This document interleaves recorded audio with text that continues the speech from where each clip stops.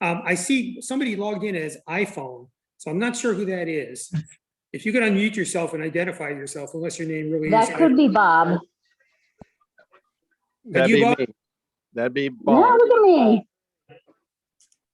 So, thank you, everybody. My hope and my dream tonight is that we are going to have a relatively short, concise, and economically meeting here. And the agenda is fairly curtailed because we were going to do the schools tonight, but schools aren't quite ready. I guess that's good news and bad news all wrapped up in one, because it means we get a shorter meeting tonight, potentially. CPC is joining us tonight. Hi, Gary and Mary and everybody. Hello. And we have a few little bits of business, town business to take care of. And then on to, there's two Jeff Tasks. That's interesting. Jeff, you have two windows open. I don't know how that's possible, but there you go. It's okay. You know, if you have a dual spirit, that's great. So without further ado, I hope everybody's had a chance to look at the minutes from the last meeting. I did notice there was one misspelling of Truro. It was Truo or something like that. Other than that, I didn't see any glaring errors. So I would, unless someone has an issue with it, I would certainly entertain a motion to accept the minutes from the last meeting. So moved. I'll fix that. All right. We'll just I'll go. second. Thank you, Linda. I will go straight across here. Aye, Linda, Aye. Woody, Yes. Jan. You're muted, Jan. You can just raise your hand if you want. Aye. Thank you. Jeff, Aye. Sarah? Sarah? You just muted yourself.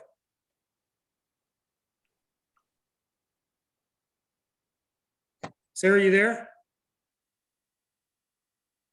Well, she's there and not there at the same time. We'll hold off on that. Bob? Aye. Okay, let's assume it's unanimous unless Sarah comes in and says she doesn't want to accept the minutes from the last meeting. That would be perverse, but I suppose it's possible.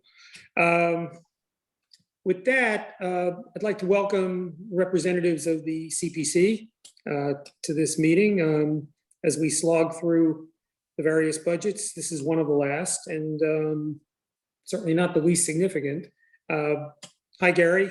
Hi, how are you? Shall we just jump in, or you have a?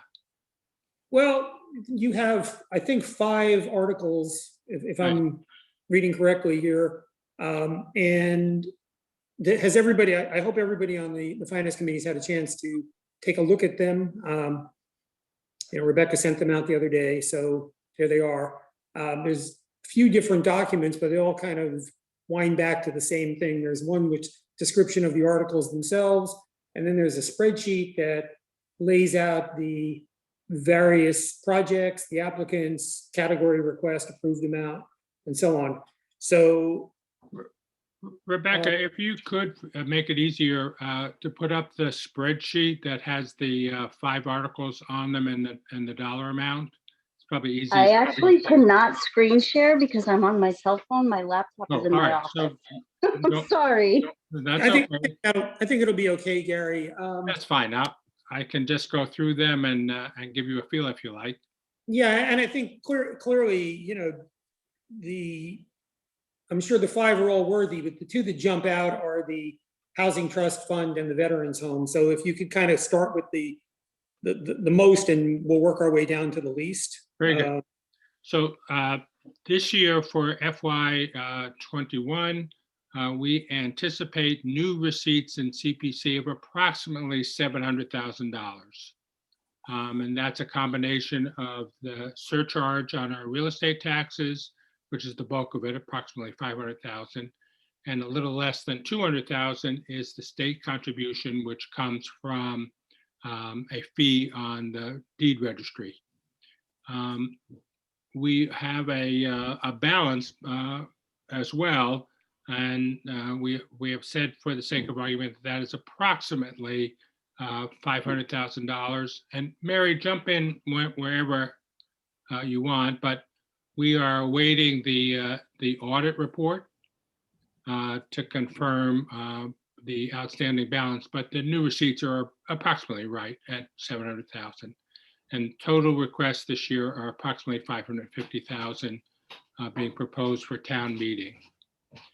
So the first one is for 500,000 for the new Affordable Housing Trust Fund. This is being headed by Harry Turkanian. And this is to fund the new trust fund. And the primary targets for that money are, and really the majority of the money is likely to go to the 95 Lawrence project. But additionally, our buy down program, I would like to report that it's actually the deadline for reporting right now. And we've gotten more applications this year than ever before. We give a grant of $175,000 to help first-time home buyer buy a house in Wellfleet. So it puts no burden on new building or water or septic other than already exists. And this year, the difference between what the average person can afford, and as you all probably are aware, is that the houses are going up tremendously year over year. So that right now, the median house in Wellfleet is about $660,000. So our hope is that someone will be awarded that and will be able to buy a home at a reasonable price. But we are looking at funding another one of those, potentially out of the trust fund.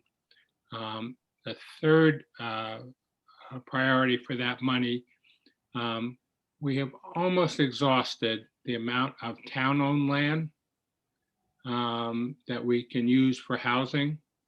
And it's looking increasingly, if we're going to provide home ownership opportunities, is that we're going to have to buy some land and look at creative ways to build those houses, given the ascending price of the houses. So that 500,000 is really earmarked for those three things, although it's really up to the trust to decide that. Any questions on that? Well, one that jumps out, is this a one-year behest, or is it going to be a multi-year thing? Well, we're really seeding the new trust that was just passed in September.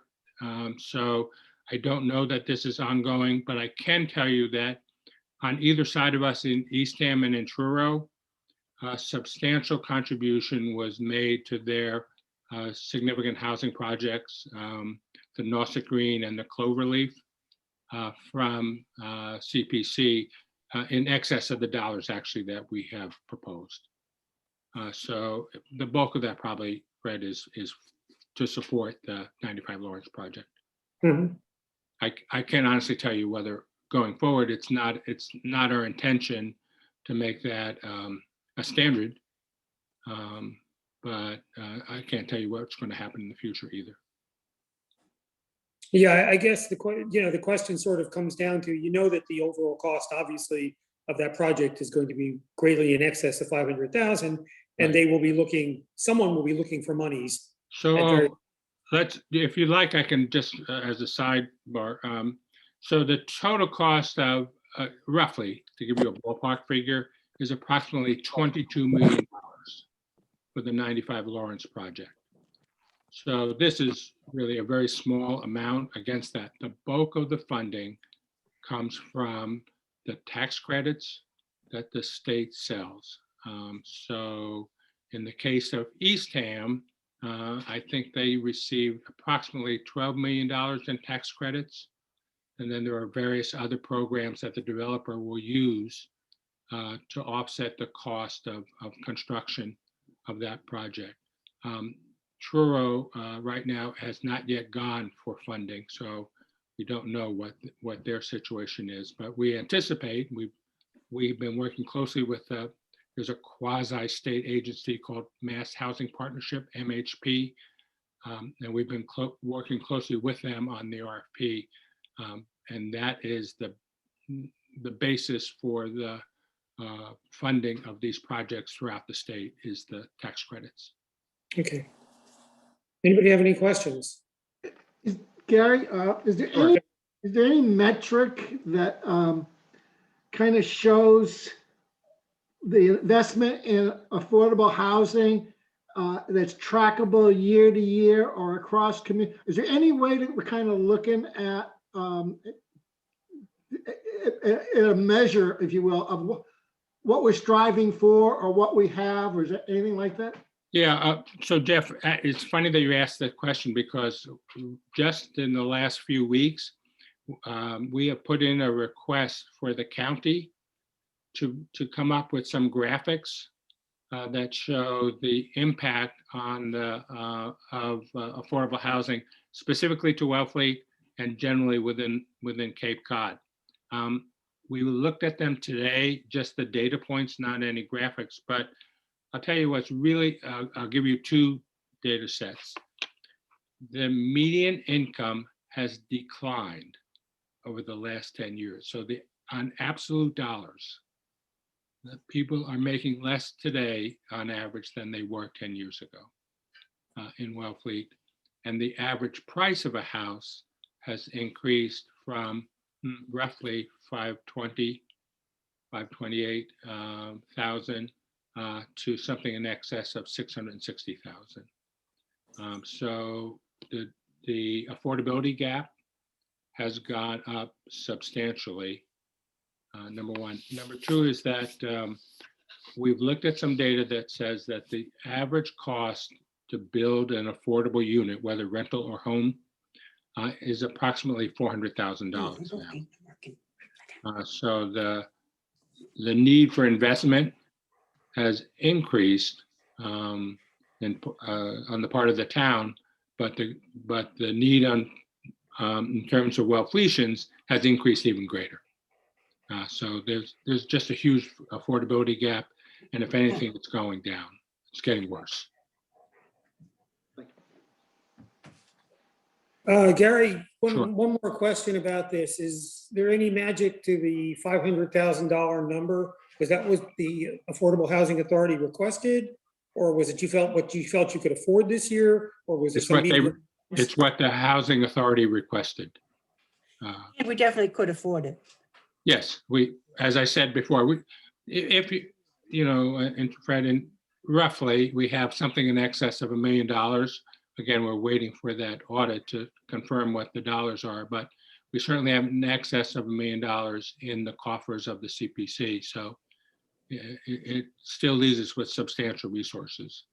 So there was some meeting of the minds between you and the Housing Authority around, as the old joke goes, you know, can I borrow some money? How much you got? Right. You know.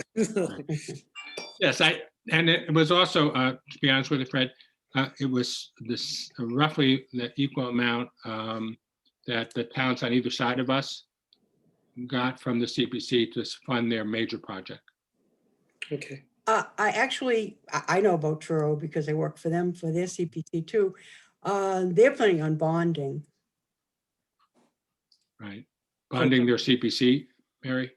Bonding through CPC. Yeah. Cloverleaf. And to what, Or possibly in the future for the Walsh do they property. have a target amount that they're looking at? I don't know what the total figure is with All the right. for And, that plan. okay. If nobody has any other questions on that article, we can move on to the next one, I guess. Sure. Do you want me to, I can briefly touch on the others, but if you want to ask about the Veterans Home, I'm happy. Yeah, that would be, well, it's the next largest amount, and Yeah, and Can I- because it says Brewster, it kind of, Right. it raises that question, so. you know what, Fred? I shared your skepticism when they came in. I'm not skeptical.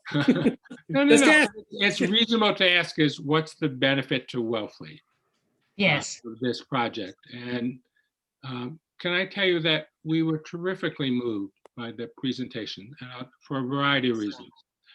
I would also say that I think Mary, did they originally come in for half that? We have the amount that Well, they? they asked for 50,000 and we brought it down to 15 with an 15, eye to what would go, what townspeople would Right. hopefully be But, willing but to can I tell approve. you, I'll tell you the reason why I think it went through.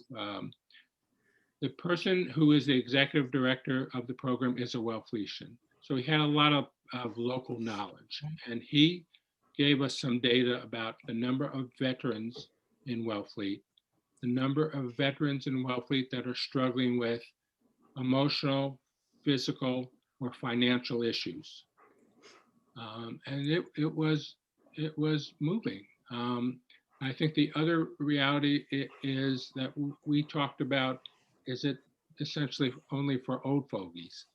And what we found was that the group that they service many of them are young people and many of them are women. And of the first 4 people that went into the soldier's home, 2 of them are women. So it's borne out by the actuality. So I think it was the combination of the number of people in Wellfleet that could participate in this program, as well as frankly supporting veterans in general, that really moved us. And, it's, as I say, we scaled back the original request, and we actually talked to them at length about, is there an opportunity in the future to do something in Wellfleet for the veterans on the Outer Cape? So I would say I was persuaded by their argument and their presentation. Anything you would add to that, Mary? Just about the stay, that there's a 2-year maximum stay, but their hope is that they can get veterans on their feet in a matter of months with all the counseling, health issues, financial help. And all veterans get a voucher for future rentals when the whole purpose of the place is homelessness prevention, so that the people are pretty desperate that they take, Right. and they get them so they can be on their own Mm. when they're done. And Fred, this was the closest one to the Outer Cape. So there isn't like there's any alternative in this area. Can I assume that based on what you were just saying, that this is for individuals and it doesn't include veterans and their families moving into a facility? Correct. It's really for individuals, Fred, and it's really transitional. It's not meant Okay. as a permanent solution for any. And just to give you, they had already received, they got, don't quote me on this, but I think it was 200,000 from the CPC in Brewster, and they had raised another $500,000 or so in contribution. So we were just like the last little bit, not. And COVID set them back a little bit. It all started many years ago, and it got tied up with land ownership, I think, title. But it is operational right now. That was going to be my next question. So this isn't just buying a building or furnishing it or putting facilities in. Right. It's an up and running operation already? Yeah, absolutely. If anyone would like to have a better feel for it, you can go on their website and just look up Brewster Veterans. And it's actually, they build it from scratch. It's not a rehab of another building. And it's specifically designed for the transitional, as well as for providing guidance and other counseling services. Okay, great. Thank you. Okay. If no one has any questions, you feel free to move on to the next article. Okay. So I think the next one, tell me the next one on your list.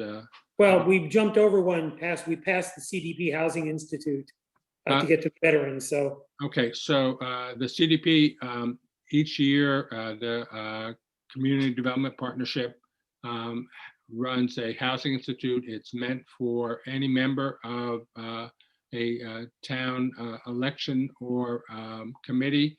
We've had many people go, and I invite anyone from the FinCom to go.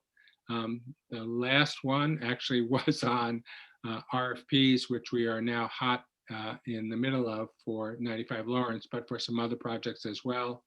And it's really about education and building support across the Cape or the Outer Cape, and all 8 towns contribute to that. So that's an ongoing, relatively small amount of money, and we've had, I want to say, well in excess of 100 participants from Wellfleet over the years in that program. So, and I invite anybody who's on the FinCom, if they're interested, we can certainly get you the classes. It's now virtual. It used to be in person, and hopefully will be again.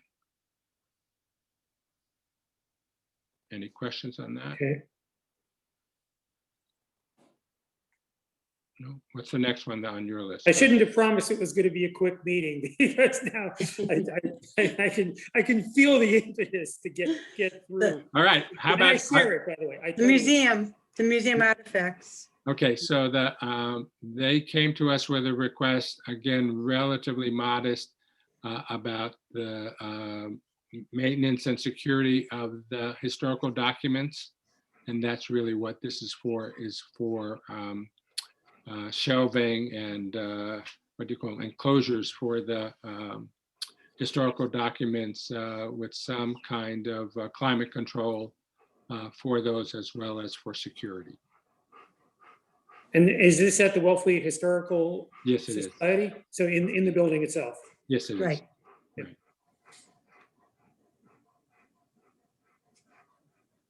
Any questions on that one? So I think the last one, the rec department.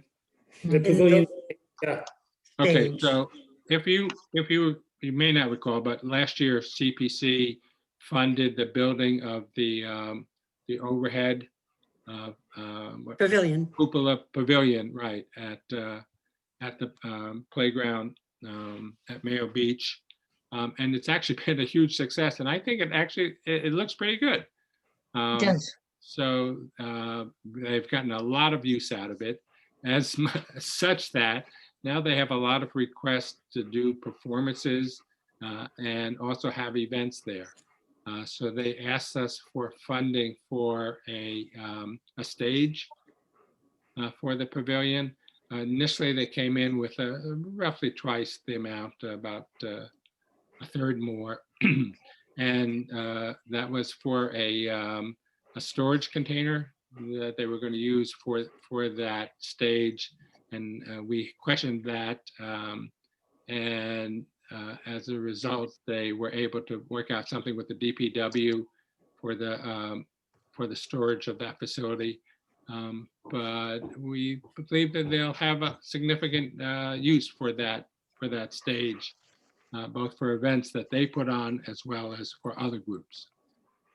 Now, this is distinct from the stage that's at the end of the pier, is that correct? Correct. This is a portable stage, so they can't put up a permanent one there, Fred. So they would put it up at the beginning of the summer and take it down. And I was going to repeat that. So I think it was at our last meeting, there was a conversation, I believe when Becky came in, and there was an item about putting a new awning on the stage at the end of the pier, and a suggestion that maybe the CPC could be approached to help with the funding of that as well. We would take a look at it, but she did not put that in No, her it would request. probably be next year. Yeah. I just wanted to make sure that we understood the distinction. Right. Yeah, Anybody that's a distinction, but ordinarily, for recreation purposes, CPC money can't refurbish something unless it was built with CPC money, and the bandstand at the end of the pier was not done by CPC money. That's correct. It was originally. It was granted. Look at It it. was a donation to the town. Yes. Linda? Excuse me?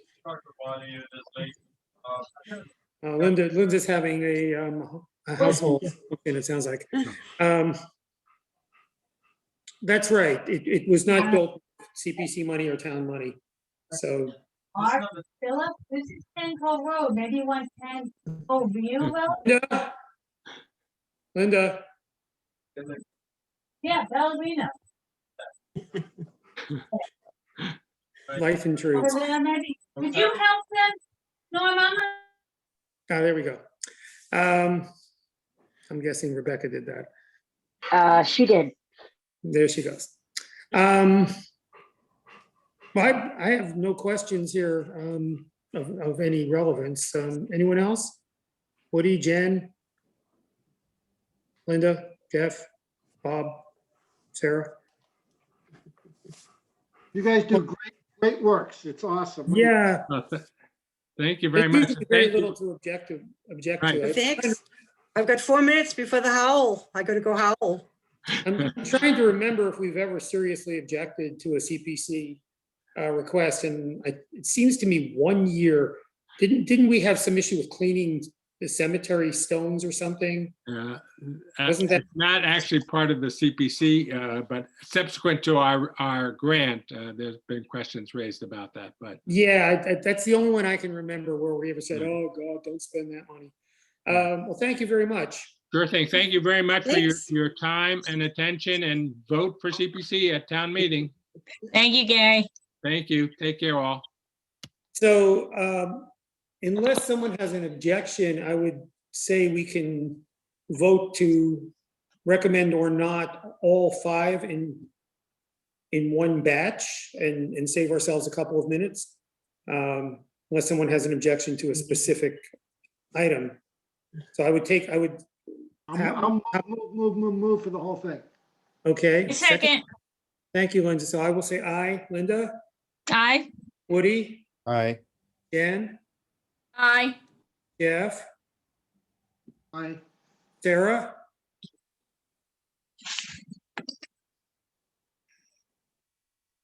Sarah?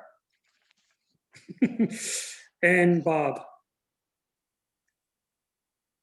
Bob, you're muted.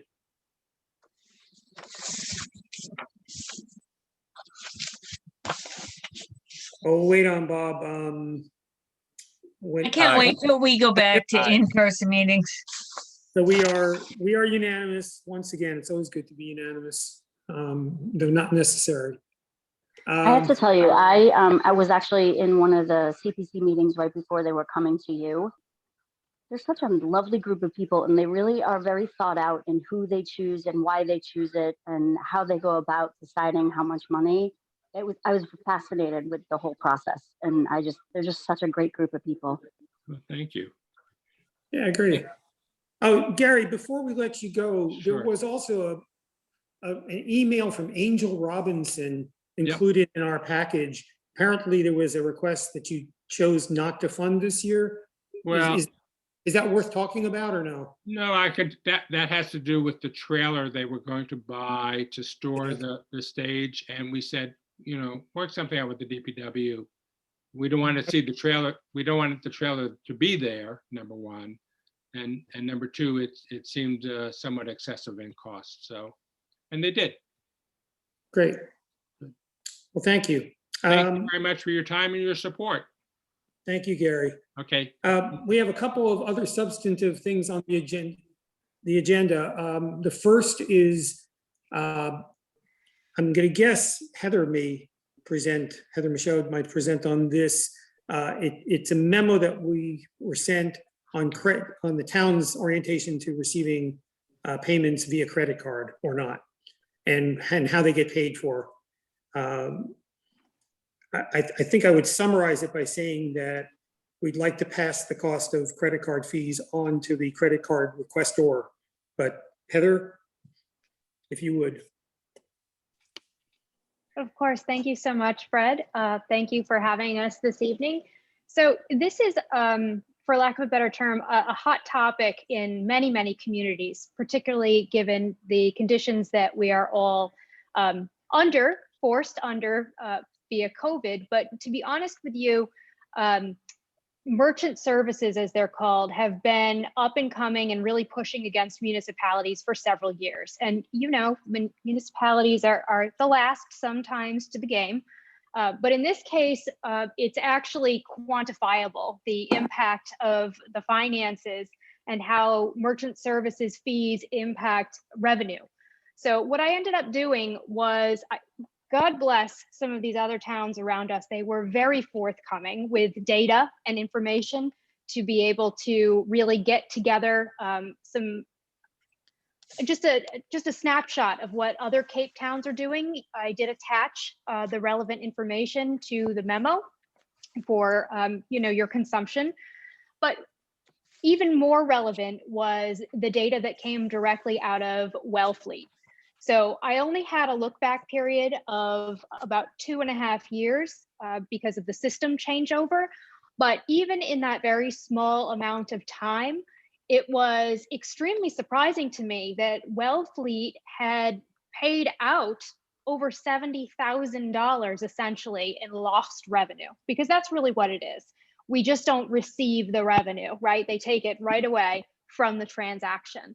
So after seeing that, and after seeing the trend throughout other communities on the Cape, and really looking towards the future of how we want to do business, administration shared this memo with department heads at the end of February. We asked for their input because many departments are either processing transactions right now, or they're looking to potentially expand and start processing transactions in a digital manner.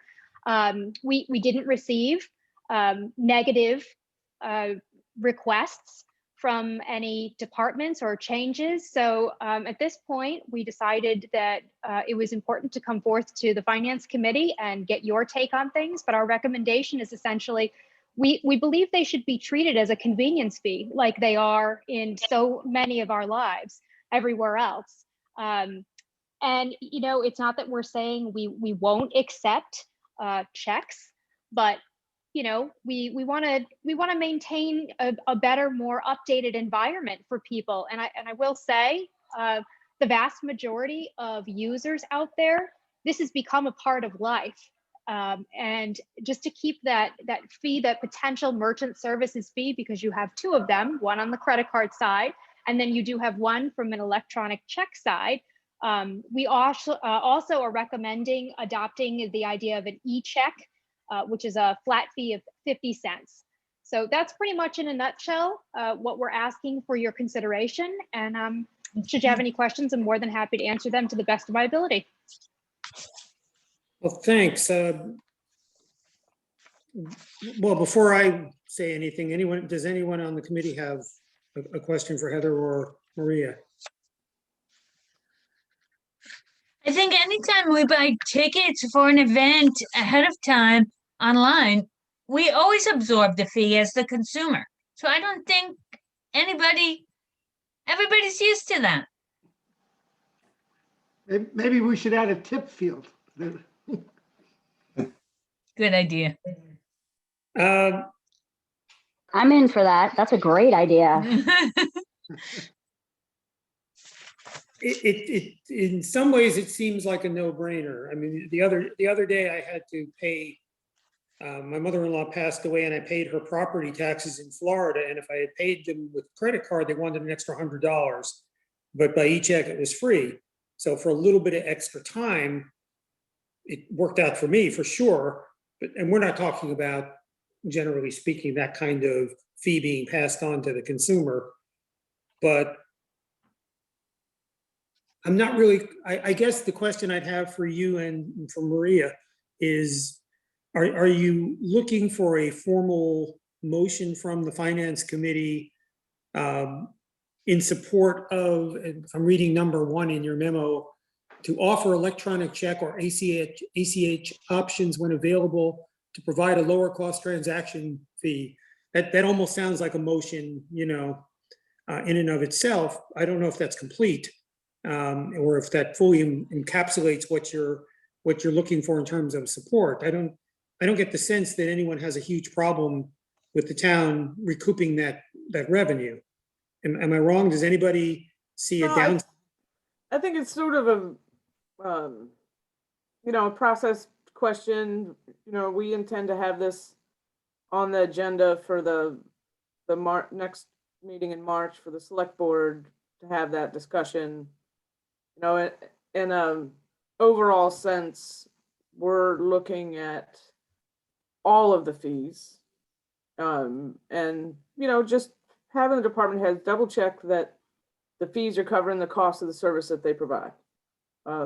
So this is a fee that, you know, we're not collecting now, so we thought it important to bring it before you, because it does have budget implications. I mean, Sure. $70,000, you could do something with that. I You know, could. $70,000, you know, might have bought a police cruiser. You know, so it's not chump change. So we feel it's appropriate to bring it before you because our intention is to create a comprehensive fee schedule so that all of the fees charged by all the departments are in one chart. And that chart will be brought in front of you and brought in front of the select board every year as part of the budget process. So we'd be adding in a new fee basically to that, you know, newly created chart. So we thought it important to get your feedback.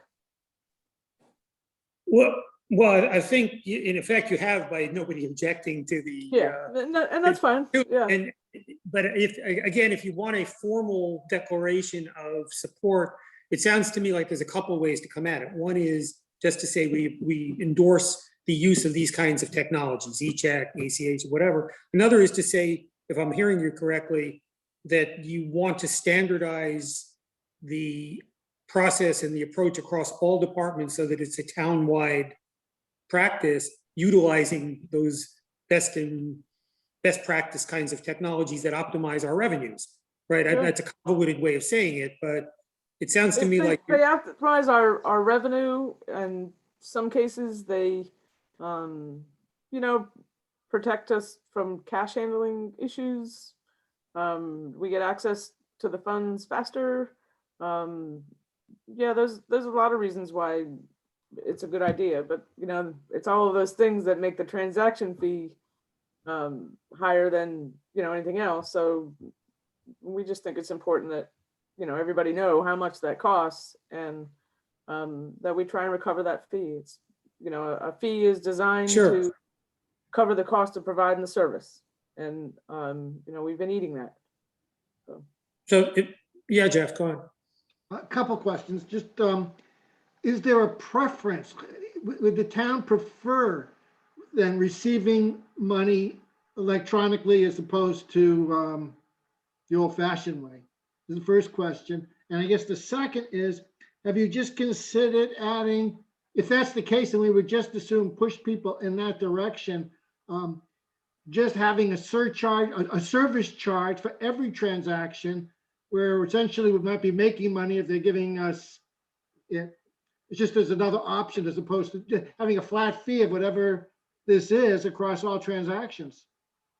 I don't know if that's necessarily the best way to go, because you get into that you were charging some people for more than the service that they're getting. It's just a simplicity in that from a consumer point, it's a flat fee and you just pay it and you don't get into all of the esoterics that you're dealing with the accounting. And Yeah, I'll let Heather chime in on that because I think she's put a lot more thought into this than I have. Right. So, you know, it's a great question. I did this in my prior community as well, before COVID, thank God. But, you know, when you place a service fee or just a flat fee for transaction on our side, where the receiver side, what ends up happening on the credit card transaction portion, which is really what gets sticky, is depending on the amount of money you spend, it increases, you know, systematically based on the amount of money. So I feel in my research, what happened was the larger the transaction, the larger the potential of the town losing money because the credit card fee just, you know, really ate up any service fee that you would have attached. So this was actually a much more easily explainable and fair solution to the problem at hand, which essentially is your credit card merchant services fees. It really not the e-check. That's a flat fee. I don't think people will object. It's just it can get. It's a fair question. Fair question. So if I might, let me ask just sort of a practical question. Number 3 in your memo says the accounting and treasury departments will work towards streamlining all payment processing onto a single platform. in parentheses, this action is expected to have a longer implementation schedule than April 1st. So without asking how much longer, I'm always more concerned about process and governance sometimes than I am about what you're trying to accomplish, which is if you're going to standardize this across all departments, are you going to insist that all departments follow whatever new policy is developed? And when do you anticipate that happening? Yeah, so again, great question. And part of the reason why I had it in number 3, and Maria allowing me to do so. Right now, it's a mixed bag of how departments are processing any of their transactions. I mean, it could be the old fashioned way that I heard earlier. We have several merchant services transaction platforms processing, I wouldn't say altogether well for multiple departments. So, at this point, because we are up against that April 1st deadline, it's too soon to rip that Band-Aid off, but the intent is to locate, and we started locating a system and platform that will be able to support the full breadth of what the town requires, from anything from building permits to beach stickers, and really processing that through a shared merchant services agreement, single contract with this company, and that is the intent. And I really have that as a priority for project this summer. Okay, great. Yeah, Jen. I would assume that by doing it that way, Heather, that you would probably get some cost savings. You'd probably get a better deal on interest rates. Is that kind of what you're looking for? Right. So, when you negotiate with we're going to call it the portal company, they don't ever process their own transactions, right? They have a partnership with another merchant servicing company on the backside, but you still can negotiate, in my experience. So yes, if we are saying that the entire town of Wellfleet will be utilizing this one platform and this one merchant, typically I've had better luck than everybody going out and doing it in their individual departments, and just frankly not understanding that we have that leverage, to do what's best for the town. Hey, Sarah, as a local business owner, Sarah Robin, I'm just be curious, since you probably have similar kinds of issues with your business, and I've seen your head going up and down. Does this all make sense to you as well? You're on mute. You're on mute. Yeah, there you go. Still can't hear you. Something about your microphone, I'm sorry. But No, you're good. Keep talking. Sarah, you should be good. Oh, you were vocal and now you're not.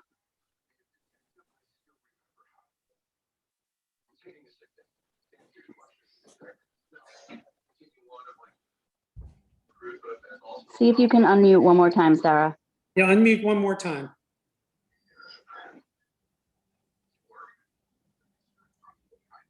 I'm not hearing anything. No, that's okay. She's unmuted though. Yeah, it might be her microphone. Generally, a thumbs whatever up. she's using.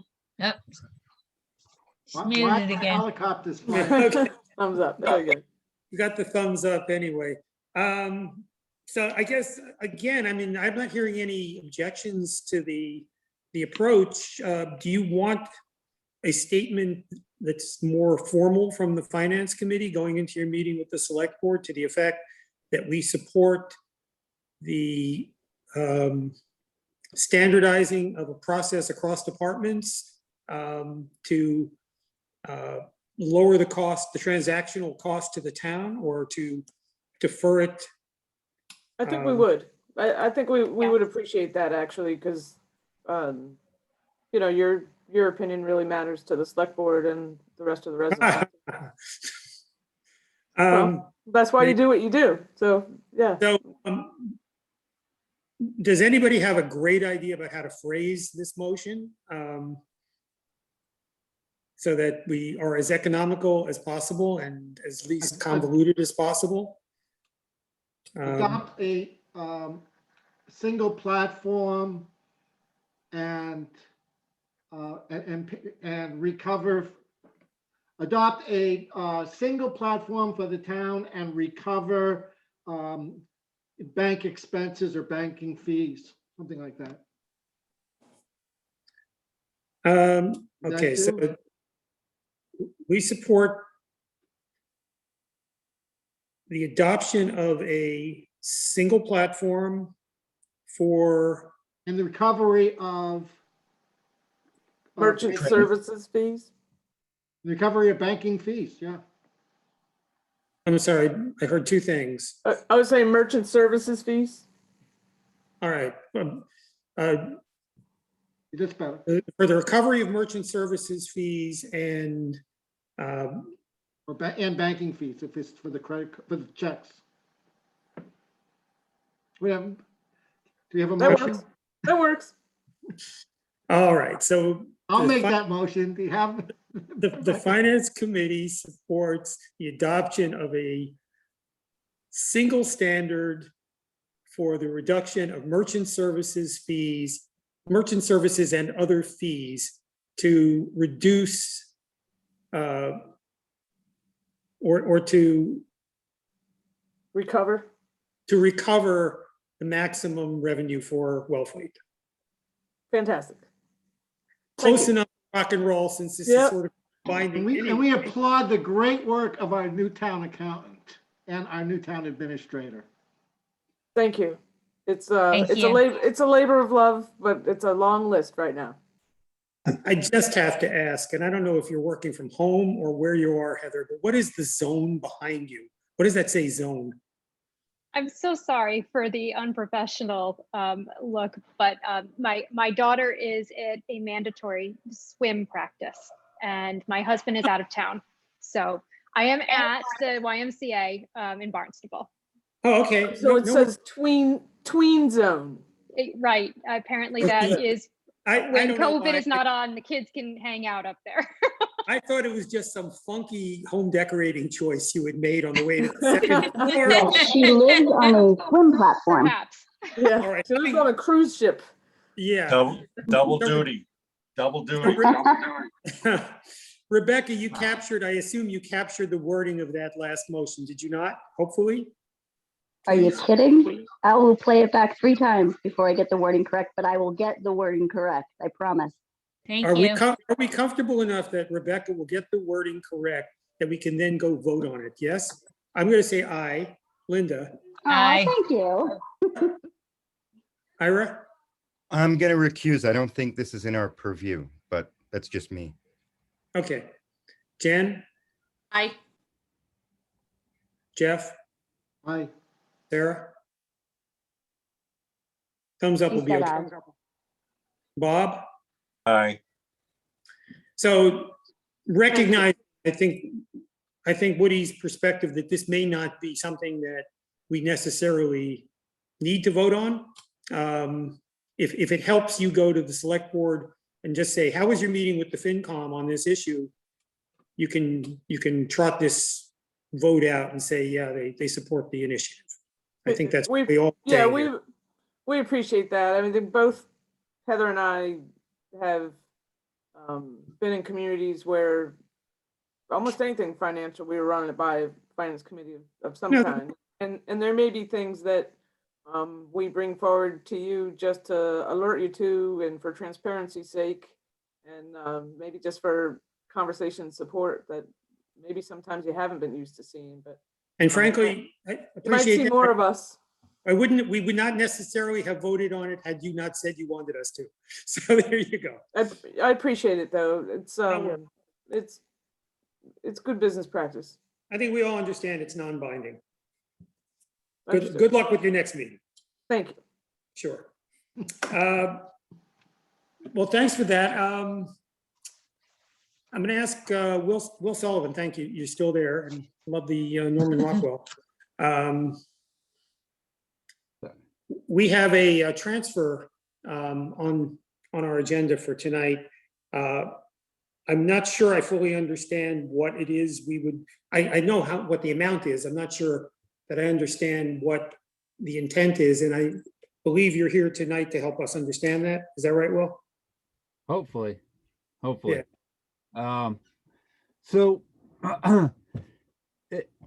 it's a pretty convoluted one, but so in 2017, in order to get our dredging and to happen, we had to make a deal with the Endangered Species Group over the terrapin turtles. And what that was $16,800. Basically, to get our permit, we had to agree to mitigate with them $16,800. Put it in a fund, hold on to it, settle it with the Registry of Deeds, so it's all in there. And we were supposed to have that in the fund in 2017. We got the permit. Then came along in 2019, the Army Corps needed to do the same thing to continue on with the dredging. The Army Corps does not negotiate with state agencies. So basically what Dan Hort had come up with was that we would do it for them. So that inquired another $16,800. That was the second fee to get the Army Corps federal channel dredged. So basically we bought the permits we bought the Endangered Species Act group with the permits for two sums of $16,800. So being 2017 and in August of 2019, which were both the recorded dates with the Registry of Deeds, these funds were supposed to be in an account sitting there waiting for the direct land protection, conservation research, conservation planning for terrapin turtles. All this is completely for terrapin turtles. Fish and Wildlife can request the funds at any point in time, which they have recently done, to make sure that the funds are sitting there on the interest-bearing account that they're supposed to be in.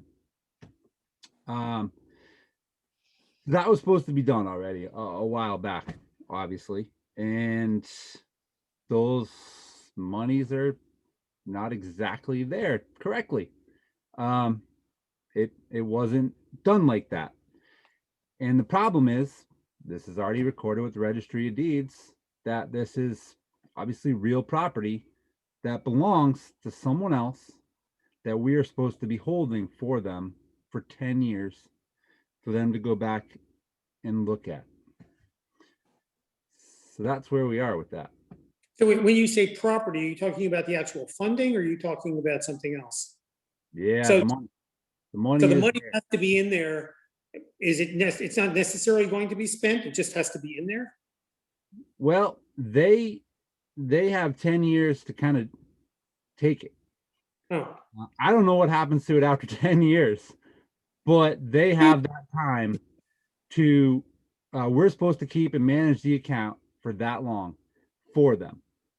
I don't know what they do with it after 10 years, but they can spend it, come at it, take it for anything to do with their terrapin research or projects for the next 10 years. And so I the have two questions, and Maria, you might be the best to answer this. I see on the request that $20,000 has been funded, and so the request is for $13,600. The difference between 20 and double 16.8, right? 16.8 doubled is 33.6. It says there's 20 in there. Is that correct? Is that why we're only asking? No, we're not asking for 16.8. We're asking for 13.6. That's correct. I can answer that. Please. Yes, that's correct. So, and the timeliness of it is because we have to, provide some, verification that the funding for the turtle mitigation exists as part of the next phase of our dredging. We were probably supposed to have already done it, but we're catching up on the details. It wasn't included. And it's coming out of the FinCom reserve because That's there's the no request. other source of funding right now. That's the request. And Heather, you confirm that there's enough in that reserve fund to accommodate this request, right? Last time when we did the 25,000 for the consultant. Yes, I did. Actually, I created a chart that is going to have a running balance for FinCom. I'm not sure if Rebecca was kind enough to include it in your packet with the transfer, just so you had it. But yes, there is enough funding at this point. Okay. I think I did. I think you did too. It's just not what's in front of me now. Is this Listen, the way things go these days, it is what it is, or it isn't. Are there any Is it- other, are there any other processes to make the transfer? Do you have to go to town meeting, or it's just, once this committee votes, it's done? That's right. Is there any link to the consulting fee that we voted on? Can that person not do their work if we haven't funded this fund? It's They're- not they're connect- convinced it's these not people- connected. Okay, This is connected to the actual permit. okay. Anybody have any questions? Otherwise, I entertain a motion to vote. So move. Okay, Second, all right. I will say aye. Linda, aye. Ira, Aye. Jan? Aye. Jeff, Aye. Sarah's thumb is up. Bob? Aye. Okay, well, thanks for the presentation and Yeah. piggy bank. Long live Terrapins. Yeah, Yeah. long and Terrapins. I thanks feel for bad for all the other turtles. Keep dredging the harbor. That's the message. Yeah, Yeah, that's right. we'll keep working. Wait till you see your annual town report that comes out with the dredge right on the front page. There you go. There you Right go. on. Hey, that's What how I you roll wanna in see- lovely. I want to see a video of how of when it gets dumped. How do they get it out of that thing? And that's the video that I want to see. Well, actually, the picture that I have is the dredge with a bucket full of the black mustard, and it's like dripping out of the bucket. It's the coolest picture. So I don't know where they put that black mustard. I think so it it's comes called. out. I think it comes out the bottom of the boat. I don't think they have to. Yeah, it Okay. definitely does. I don't know where they dump it once they pick it up with that scoop. Oh, it's a but spot. The picture is It's a spot out in it's so Cape cool. Cod Bay. Yeah, we think take it's it up to mayonnaise. Boston. Goes up to Boston. Mayonnaise. Thank you all. Thank you, Will. Yeah. Yeah, thank you very much, Will. Thank you. Yeah. So we're coming up on the end game here. Two things. Chief Hurley called me this afternoon, about an urgent need to move forward with getting the ATVs that we approved as part of the capital plan last fall. There was potential for a request to the Finance Committee reserve funds. As it turned out, I understand that was not necessary. No, and we've I would found invite a anybody to speak. way to account for it so that we can make sure that they can get that equipment as soon as possible So out of their existing budget. that's great. So it's one vote we don't have to make, and piggy bank maintains its current balance. And I don't know, Chief Hurley, if you want to speak to this, we don't I'm have sorry, I to. didn't realize he was here. Hi. If you want to speak to just what the urgency was. Thank you, Mr. Chair. Yeah, it was just basically trying to have ourselves in a position for the summer, and for equipment for this summer would be the two ATVs that were in the CIP plan that you reviewed and looked at back this winter. So with June 5th town meeting and then a potential vote, we just would not have the equipment for July 4th and on. So, and as it is now, doing some more research this afternoon, trying to find the two machines by July 4th weekend is our next challenge. But I appreciate you entertaining and listening to me this afternoon, and the committee's continued support. I learned a lot. Thank you. And I'm glad you got your funding. So No, win-win, right? thank you. And finally, all of you know that town meeting has been pushed back to June 5th, I believe. I'm pretty sure it's a Saturday. June. June 5th is a Saturday. It starts at 10 a.m. and we're hoping it's over by 2 p.m. There you go. So Normally, we would be in final warrant review mode at this point. And we would have, as of now, reviewed all of the departmental budgets. As I mentioned before, the school budget isn't completely cooked, so we'll be by our next meeting, and we still have to talk to Jim Hood with the Water Enterprise Fund, but that's getting, that won't be a huge thing, I don't think.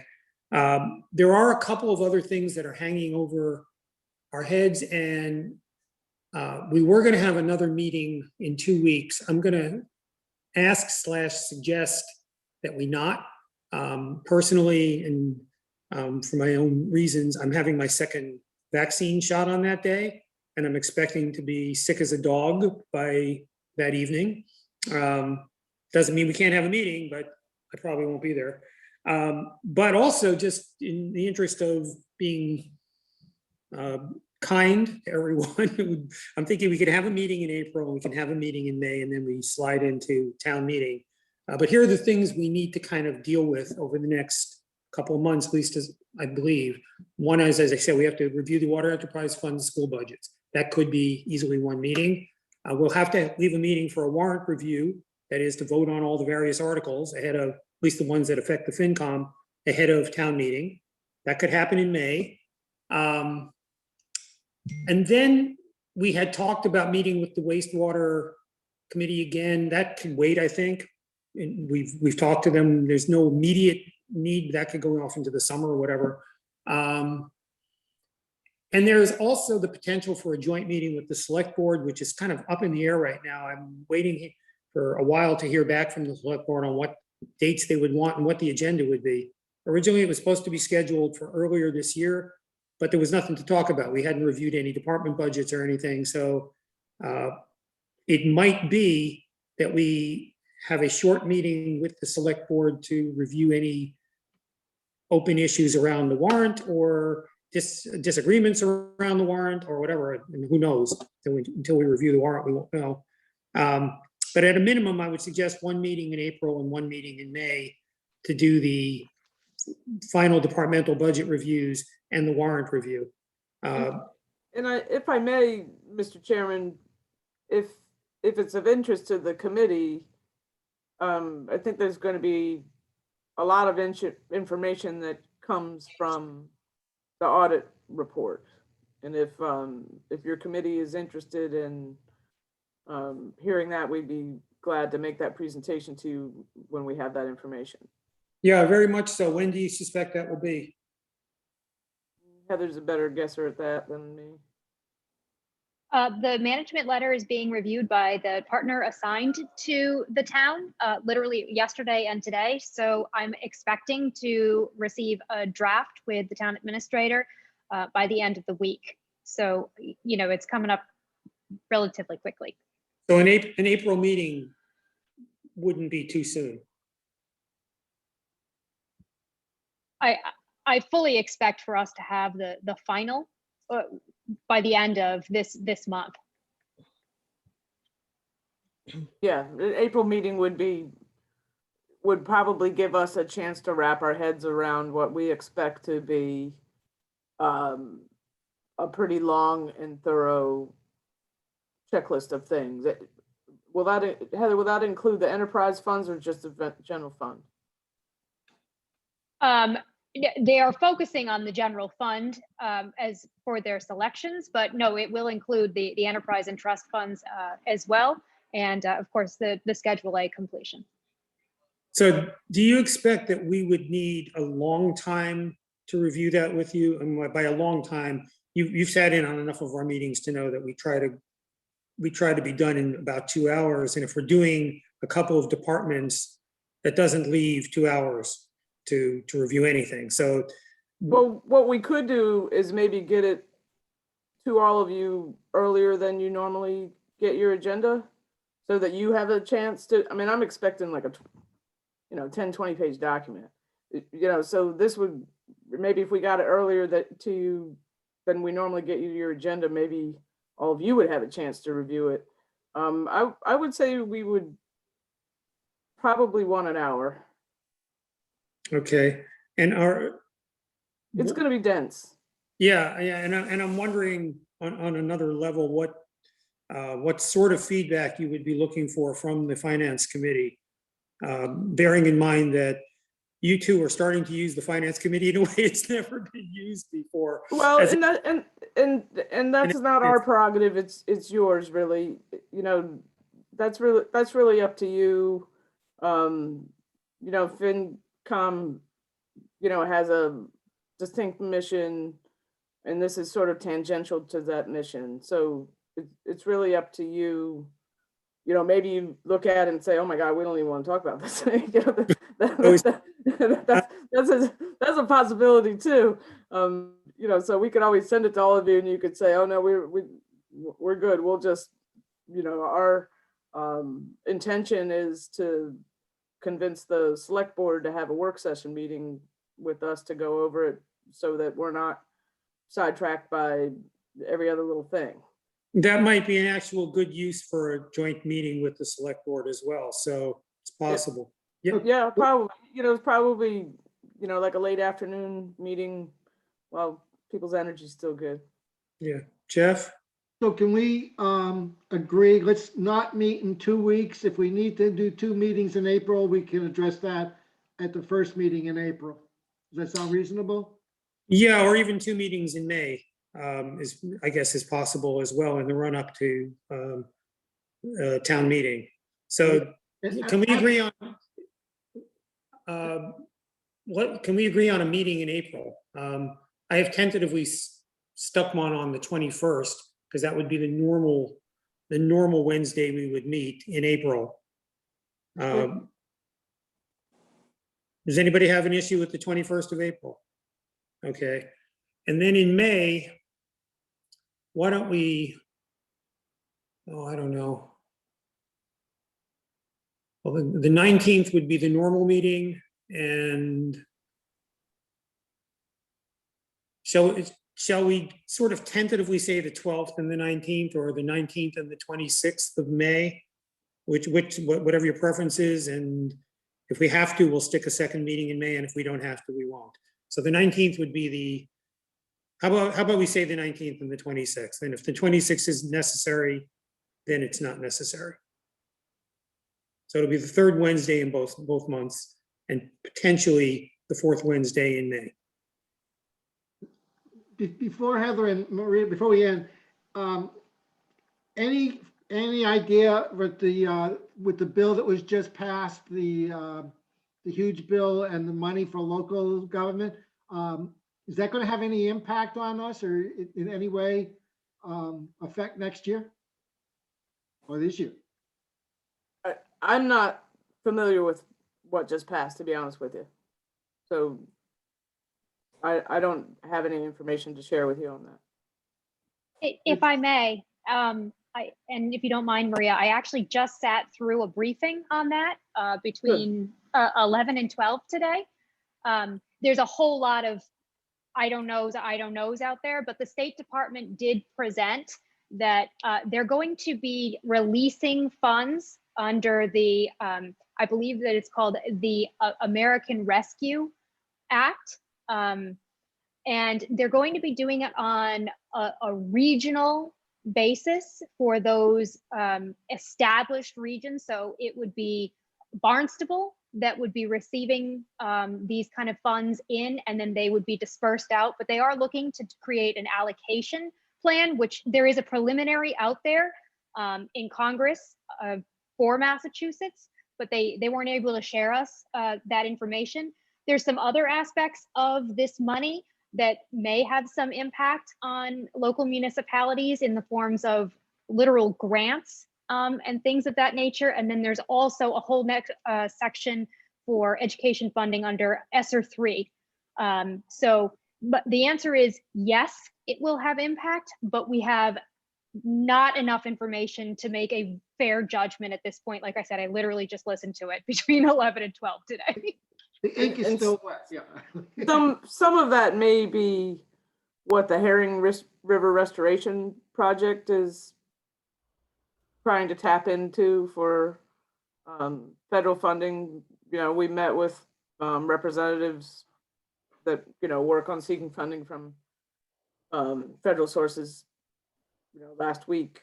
So, that's a massive project, dollar wise and, ecologically and that the name of that bill does sound familiar for some of the funding that we may be trying to tap into for that project. Okay. Well, that's the end of anything that I have on the agenda. Does anyone else have any new business that they'd like to bring up? Well, with that, then I'd certainly entertain a motion to adjourn, and thank you all for being here. We didn't do the liaison reports or correspondence. Well, we have no correspondence. Would you like to do a liaison report? No, thank you. I'm assuming that anyone who has one will just jump in. Maybe that's a wrong assumption. So I can formally ask, anyone have a liaison report tonight? No? Then I would I just have accept, a question. I'd be happy to accept a motion to adjourn. So I move. have one question. And, oh, yeah, Rebecca. Sarah Robin, Yes. did you email me when the pizza shop opens? Can you hear me? Can anyone hear me? I Now can hear we you, can. yeah.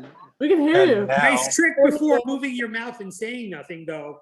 That was great. I just would Well, like to know when the Flying Fish is opening because I Yes, really we're- want to go there. We're all discussing it right now, and we're just we're looking to staff a few positions, and because the unemployment packages are so lucrative, it's hard to find people to work. So right now we're just Wow. kind of, but we're Hey, will you email me what you're looking for? Because my daughter is 16 in June and Yeah. is looking for a place. you know what, the only position actually, we have tons of staff in for most positions, but I would love that. Rebecca said that. Yeah, Rebecca's daughter, yeah, I would Yeah. totally Fun hire too, for that. Sarah. All right, all your daughters, hire them all. yeah. I'll send you. Text me. I mean, she might not be into it, but I would love to have her work with you because that's awesome. Yeah. The specific position we're looking for is a baker, and it's sort of a skilled position. So we have our main. We're looking for a morning baker. So if anybody knows anybody that wants to do that job, And we no, Rebecca, you can't go be the baker. no, I know you're. You know I hold nothing you my can't do degree. about I that. went to Johnson and Wales, Sarah, and my degree is in baking and pastry. Oh my God, Rebecca! Like first of all, Maria, I can't leave Maria. I love her too No, much, but it's true. Yeah. But my daughter is learning the same. But oh my God, well, you should definitely send her. We'll get it together. So we're planning on opening I think it's Thursday, April 15th is our planned opening. And like every other year, we will be opening that day. But again, if anybody knows anybody that wants to wake up at 4 a.m. and Oh work. my God, I'm already up. Maria, I could totally do it. No. Motion to adjourn. Just kidding. All right. Good. All right, go ahead. You can adjourn Okay, now. I've got a motion and a second. Right. If anybody is a nay on this one, please signal by moving your mouth, but not making any noise. And thank you all for your time. See you. Good night, everybody. Well moved. Thank you. Bye. Bye-bye.